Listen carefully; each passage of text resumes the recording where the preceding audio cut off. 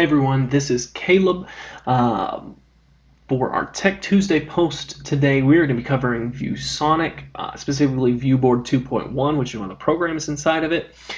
This is going to be a very quick, brief video of some of the introductory things about ViewBoard 2.1. By no means is it comprehensive, so if you have any questions after the video, feel free to please reach out to Gerald or myself.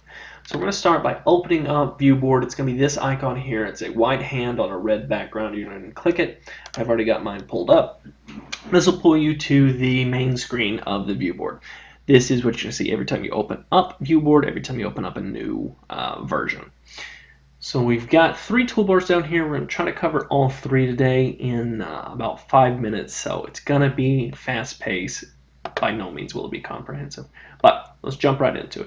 So we have the select tool, we have the writing tool, we have the eraser tool, we have the figure tool, the roaming tool, the text tool, and then an undo and redo button.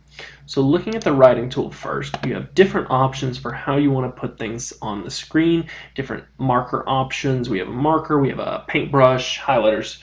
No time to get into all of them, but I will show you what a couple of them look like. We'll look at the paintbrush. You can change the size of it. You can change the color. We're going to go ahead and change that color there. And we'll move on to the eraser. Eraser is pretty standard, just as a straight across eraser option, but if you wanted to have a couple of other options, there is the select option, which allows you to select anything that you want erased.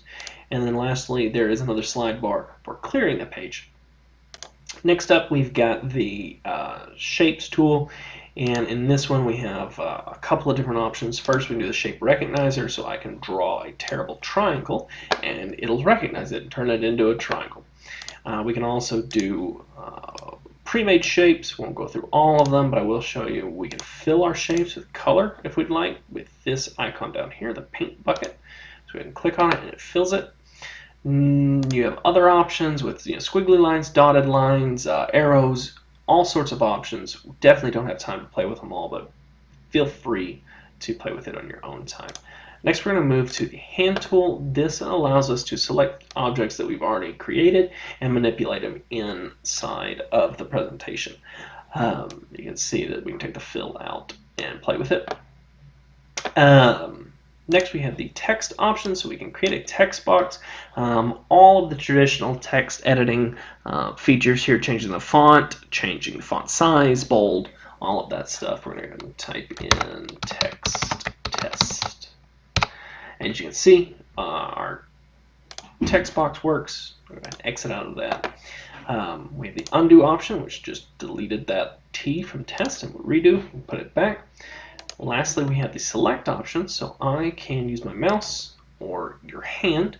You'll click on it and it'll allow you to pull up different options. We can delete this, we can send it further back, forward, depending on what our presentation calls for. We can add animations to it, all sorts of different options. We can just go ahead and delete this one.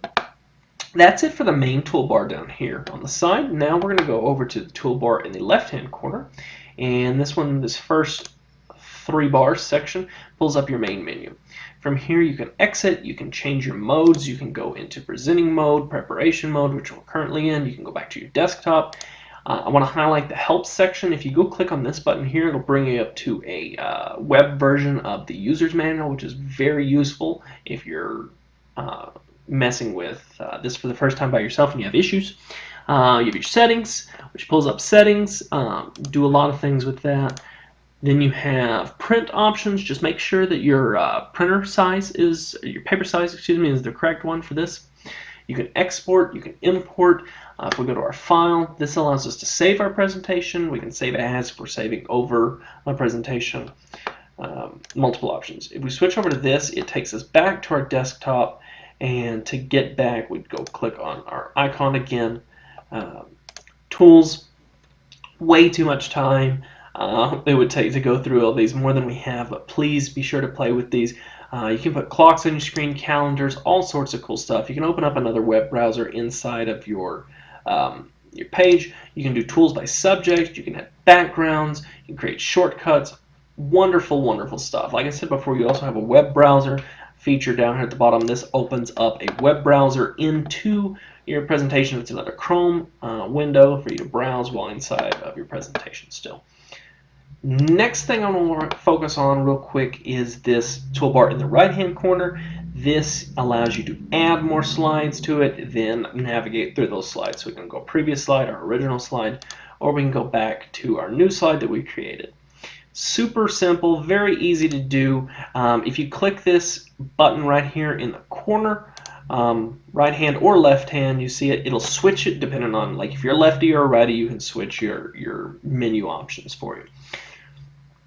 Like I said, this is a very quick presentation. Definitely just highlights the bare minimum of what we can do inside of this. If you have any other questions, please feel free to reach out to myself or Gerald at the Technology Center, and we can get you taken care of. But other than that, have a wonderful day and enjoy being an Eagle.